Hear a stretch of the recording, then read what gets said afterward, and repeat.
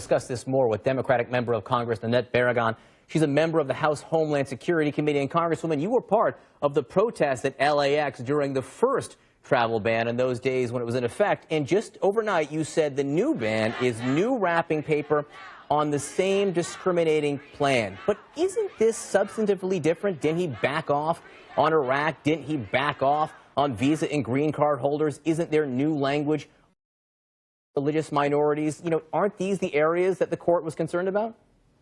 Well, sure, the court was concerned about some of these areas, but at the end of the day, it's the same discriminatory practice. It's the same intent. White House officials have even agreed that it would have very little change and it achieved the same policy outcomes. At the end of the day, this is just a new ban in different wrapping paper. So on that point, these are 6 Muslim-majority countries, but the majority of Muslims in the world are not touched by this ban. Indonesia, for example, which has the most Muslims in the world, not touched by this.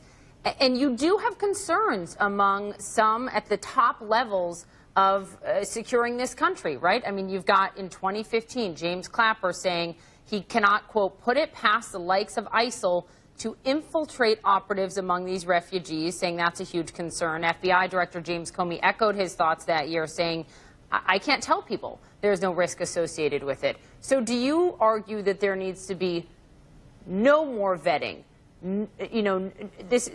no pause at all? No, we actually have very strict standards already that are being undertaken before people come into this country.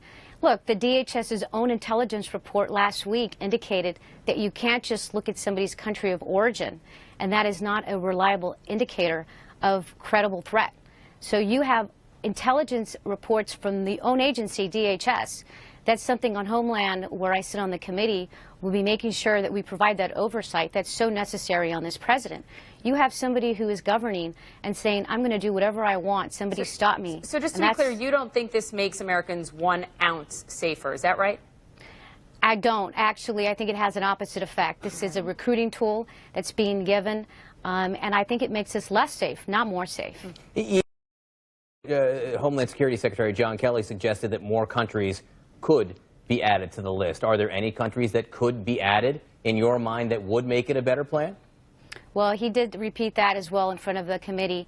I, off the top of my head, cannot, and I would say that whatever countries they are looking at, I hope they have great evidence that it's going to make us safer, because we need to see that. I think that is part of the problem here, the lack of transparency, the lack of engaging Congress. I believe that every executive order that this president signs that's impacted by the House Homeland Committee should be coming before the committee. So what about the countries where where the 19 9/11 hijackers came from?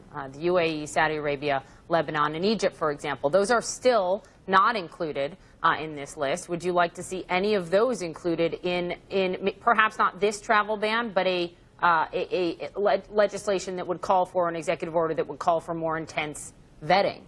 Well, I think that looking at those countries would make more sense right now on providing justification on countries that would be included on a ban.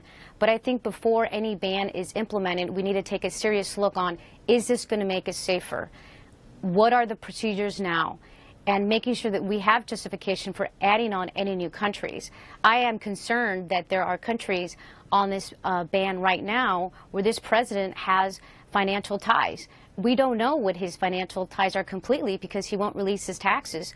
So I think there's a lot of questions that should be answered, and I look forward to hopefully having the Secretary come back to our committee to answer more questions. Congresswoman, we appreciate your time. Please let us know when you do get some more of those answers. Thank you.